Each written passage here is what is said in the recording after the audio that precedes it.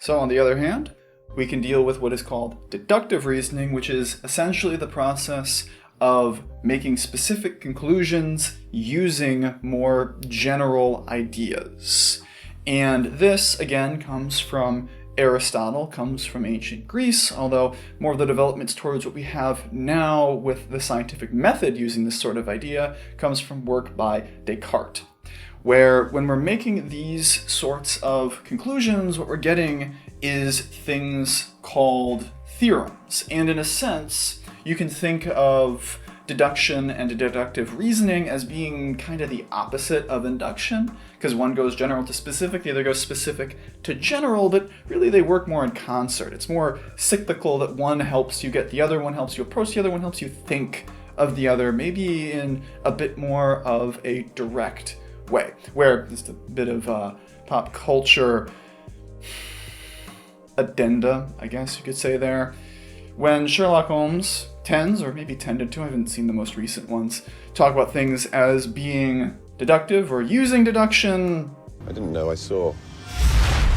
Your haircut, the way you hold yourself says military.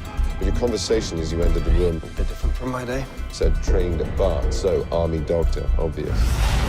Your face is tanned, but no tan above the wrists. You've been abroad, but not sunbathing. Your lips really bad when you walk, but you don't ask for a chair when you stand, like you've forgotten about it. So it's at least partly psychosomatic.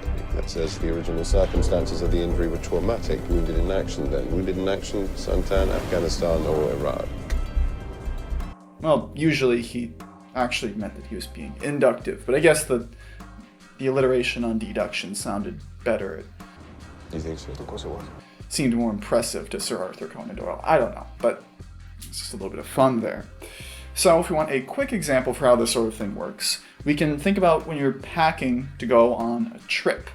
So let's say that you have a small car with a small trunk and you can fit your bag into it. Your backpack, your rolling suitcase of luggage, whatever it is that you're putting in there, you can fit it in there. So because you know that your car trunk is small, you then can say that the bag is also, by some definition, small. The size of the trunk is the more general information because you can fit any number of things into that bad boy, as it were.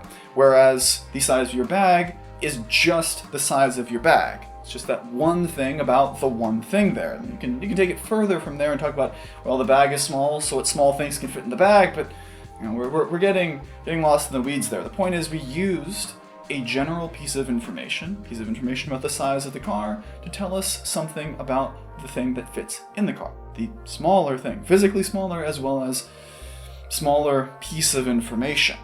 Similarly, if you had a big car and you couldn't fit a piece of luggage in there, then you would have to assume that the piece of luggage is itself fairly large. But this presumes perhaps more knowledge about the size of your car than you might expect, certainly the size of your car relative to other cars. So let's take a more concrete example to understand how this type of reasoning really works.